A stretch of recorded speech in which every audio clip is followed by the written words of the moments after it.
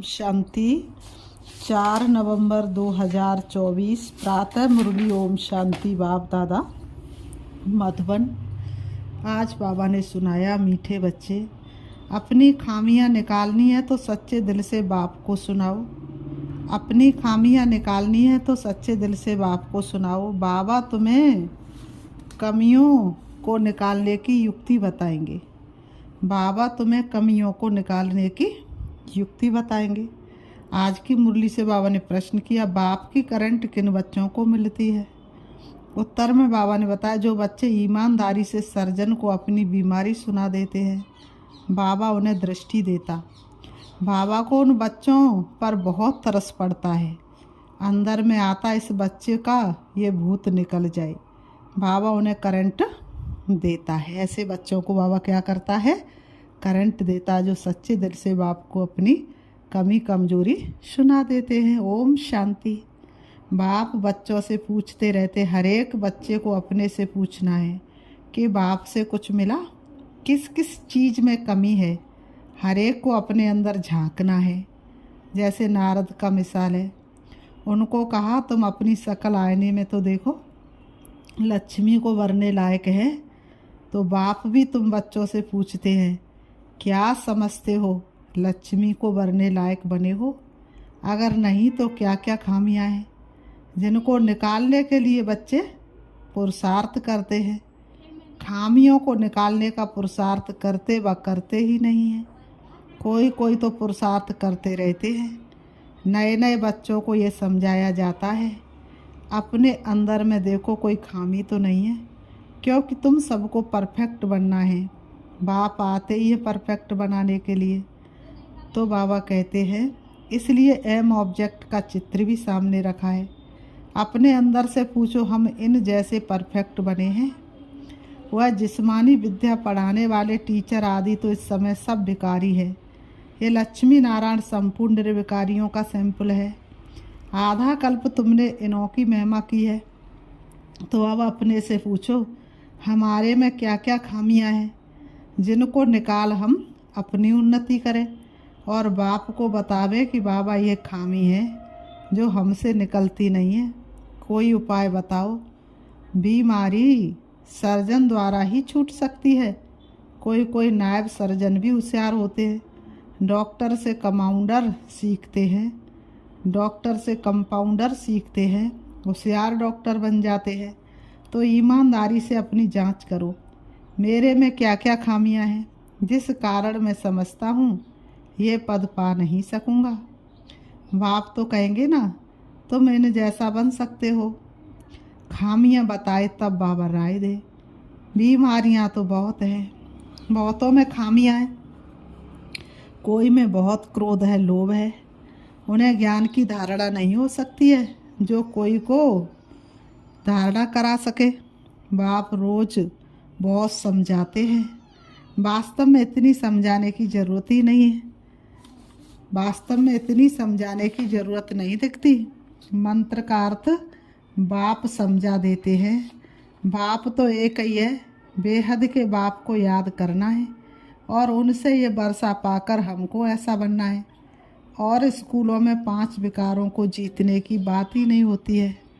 मान का और स्कूलों में थोड़ी ना 5 विकारों को जीतने की कोई बात करता है, वो जानते ही नहीं 5 विकारों को क्या करना है। ये बात अभी ही होती है जो बाप आकर समझाते हैं। ये सारी बातें तो स्वयं भगवान ही आकर समझाते हैं। तुम्हारे में जो भूत है जो दुख देते उनका वर्णन करेंगे तो उनको निकालने की बाप युक्ति बताएंगे। बाबा ये भूत हमको तंग करते हैं। भूत निकालने वाले के आगे वर्णन किया जाता है ना, तुम्हारे में कोई वह भूत नहीं। तुम जानते हो ये 5 विकारों रूपी भूत जन्म जन्मांतर के हैं। तुम जानते ये 5 विकार रूपी भूत जन्म जन्मांतर के हैं। देखना चाहिए हमारे में क्या भूत है, उनको निकालने के लिए फिर राय लेनी चाहिए। आँखें भी बहुत धोखा देने वाली हैं, इसलिए बाप समझाते अपने को आत्मा समझ, दूसरों को भी आत्मा समझने की प्रैक्टिस डालो। इसलिए बाबा कहते हैं आंखें धोखा देती हैं ना, तो देखना है तो क्या करना है? आत्मा को देखना है। इस युक्ति से तुम्हारी ये बीमारी निकल जाएगी। हम सब आत्मा तो आत्मा भाई भाई ठहरे, शरीर तो है नहीं। ये भी जानते हम आत्मा सब वापस जाने वाली हैं। तो अपने को देखना हम सर्वगुण संपन्न बने हैं, नहीं तो हमारे में क्या गुण है। तो बाप भी उस आत्मा को बैठ देखते हैं, इनमें ये खामी है तो उनको करंट देंगे, इस बच्चे का ये विघन निकल जाए। अगर सर्जन से ही छिपाते रहेंगे तो कर ही क्या सकते। तुम अपने अवगुण बताते रहेंगे तो बाप भी राय देंगे। जैसे तुम आत्मा बाप को याद करती हो, बाबा आप कितने मीठे हो। तुम आत्मा किसको याद करती हो? बाप को, बाबा आप कितने मीठे हो, हमको क्या से क्या बना देते हो। बाप को याद करते रहेंगे तो भूत भागते रहेंगे, कोई ना कोई भूत है जरूर। बाप सर्जन को बताओ, बाबा हमको इनकी युक्ति बताओ, नहीं तो बहुत घाटा पड़ जाएगा।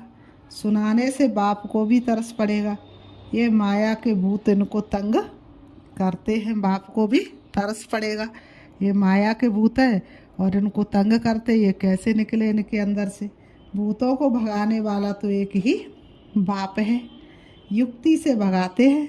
समझाया जाता है इन 5 भूतों को भगाओ, फिर भी सब भूत नहीं भागते हैं। कोई में विशेष रहता है, कोई में कम रहता है, परंतु है जरूर। कोई में तो बड़े रूप में है, कोई में कम।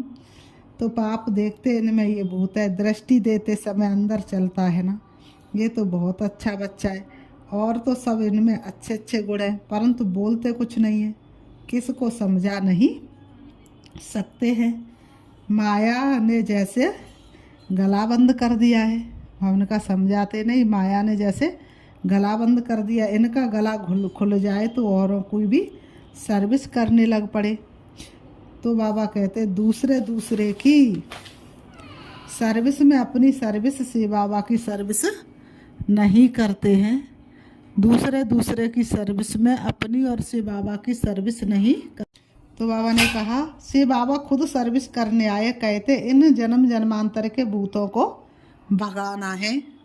बाप बैठ समझाते, ये भी जानते हो झाड़ धीरे धीरे वृद्धि को पाता जाता है। पत्ते झड़ते रहते, माया विघ्न डाल देती है। पत्ते झड़ते रहते और माया विघ्न डाल देती है।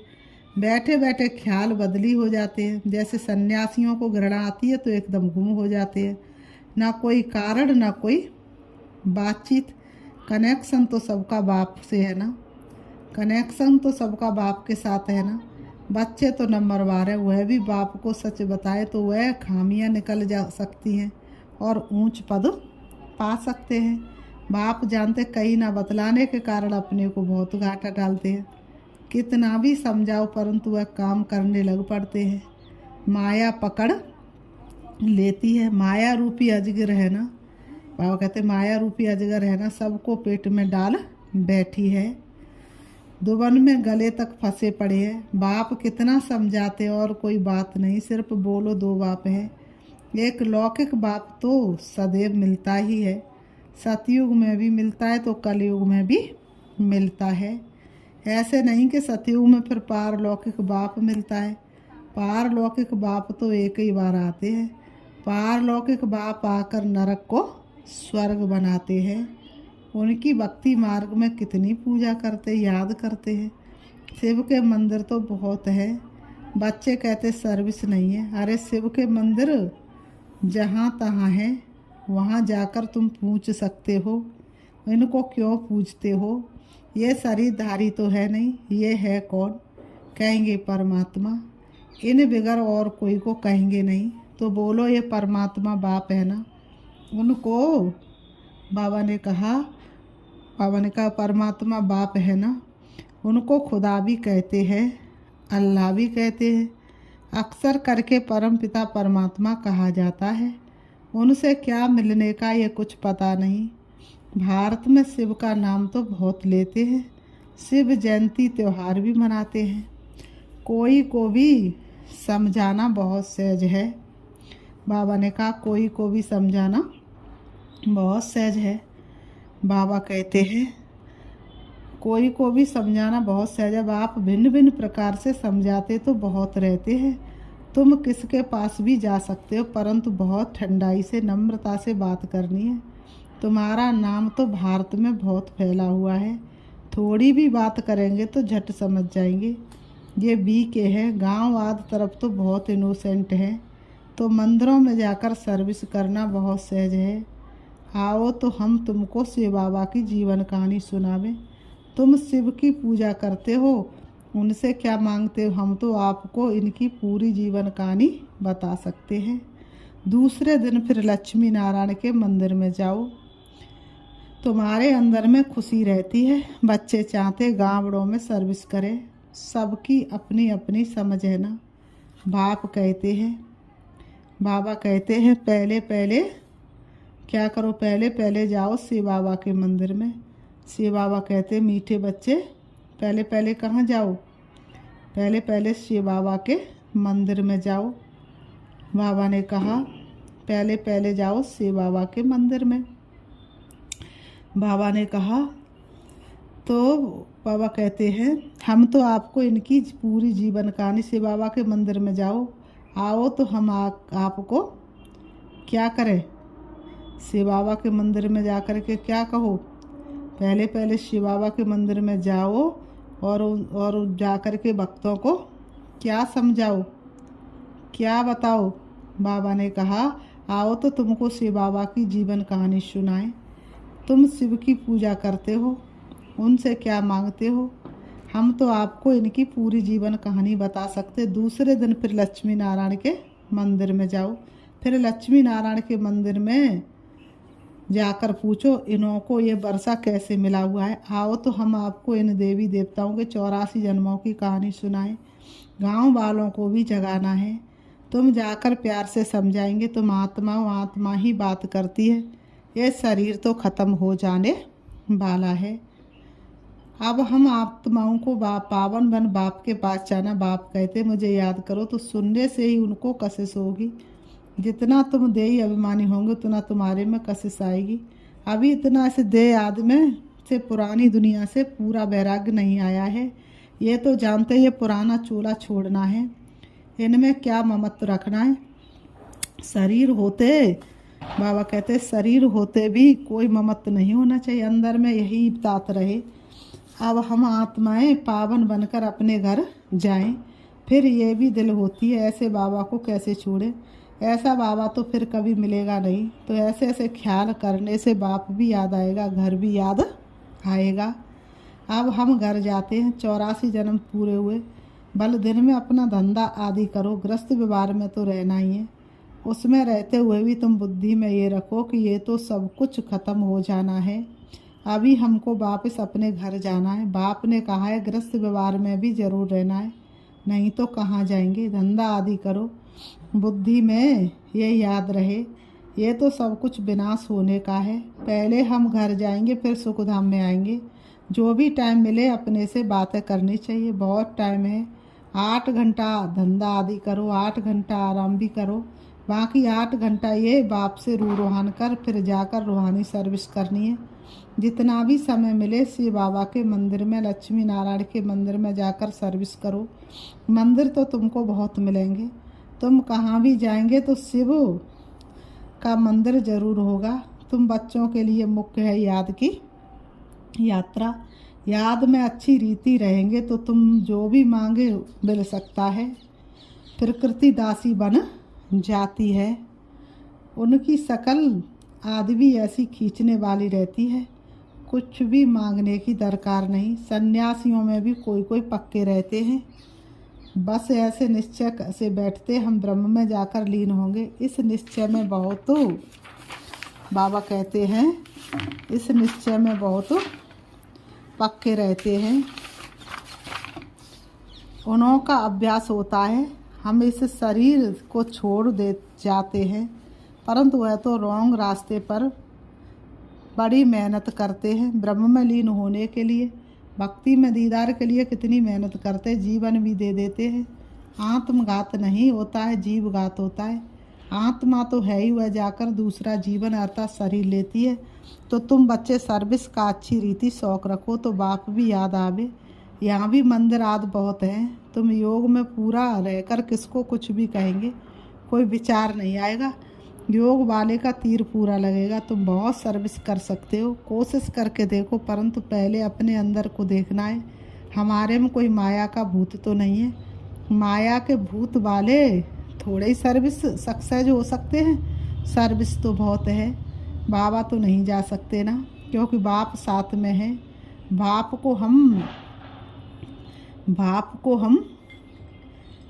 को हम कहाँ किचड़े में ले जावे, किसके साथ बोले।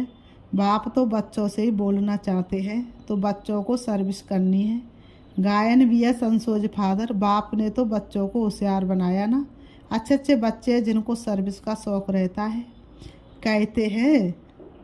कहते हम गावड़ों में जाकर सर्विस करें। बाबा कहते भल करो, सिर्फ फोल्डिंग चित्र साथ में हो। चित्रों बगैर किसको समझाना डिफ़िकल्ट लगता है। रात दिन यही ख्यालात रहती है, औरों की जीवन कैसे बनाएं, हमारे में जो खामियाँ हैं वह कैसे निकाल उन्नति को पाएं। तुमको खुशी भी होती है। बाबा ये 8-9 मास का बच्चा है, ऐसे बहुत निकलते हैं, जल्दी ही सर्विस लायक बन जाते। हर एक को यह भी ख्याल रहता है हम अपने गांव को उठाएं, हम जिन्स भाइयों की सेवा करें। Charity begins at home. Service का शौक़ बहुत चाहिए, एक जगह ठहरना नहीं चाहिए, चक्र लगाते रहें। टाइम तो बहुत थोड़ा है ना, कितने बड़े बड़े अखाड़े उन्हों के बन जाते हैं। ऐसी आत्मा आकर प्रवेश करती है जो कुछ ना कुछ शिक्षा बैठ देती है तो नाम हो जाता है। ये तो बेहद का बाप बैठ शिक्षा देते हैं। कल्प पहले मिसल, ये रूहानी कल्प वृक्ष बढ़ेगा। निराकारी झाड़ से नंबरवार आत्माएं आती हैं। श्री बाबा की बड़ी लंबी माला व झाड़ बना हुआ है। इन सब बातों को याद करने से भी बाप ही याद आएगा, उन्नति जल्दी होगी। फिर बाबा कहते अच्छा, मीठे मीठे सिकीलते बच्चों प्रति माता पिता बाप दादा का याद प्यार और गुड मॉर्निंग। रूहानी बाप की रूहानी बच्चों को नमस्ते। हम रूहानी बच्चों की रूहानी बाप दादा को याद प्यार और नमस्ते नमस्ते नमस्ते नमस्ते। आज की मुरली से धारणा के लिए मुख्य सार नंबर 1, कम से कम 8 घंटा बाप से रूहान कर बड़ी ठंडाई व नम्रता से रूहानी सर्विस करनी है। कम से कम 8 घंटा बाप से रूहान कर बड़ी ठंडाई व नम्रता से रूहानी सर्विस करनी है। सर्विस में सक्सेस होने के लिए अंदर में कोई भी माया का भूत ना हो। सर्विस में सफलता प्राप्त करने के लिए अंदर में माया का कोई भी भूत ना हो। नंबर 2, अपने आप से बातें करनी है। अपने आप से क्या करनी है? बातें करनी है कि ये जो कुछ हम देखते ये सब विनाश होना है, मिटने वाली इस दुनिया से है दिल लगाना क्या। ये दुनिया तो मिटने वाली है, इससे दिल लगाएंगे तो क्या मिलेगा हमको। तो बाबा कहते हम अपने घर जाएंगे, फिर कहाँ आएंगे? सुख धाम में आएंगे। अपने तो 2 ही ठिकाने, वैकुंठ दुनिया निराकारी। आज की मुरली से बाबा ने बहुत सुंदर वरदान दिया है। अटल निश्चय द्वारा सहज विजय का अनुभव करने वाले सदा हर्षित निश्चिंत भव।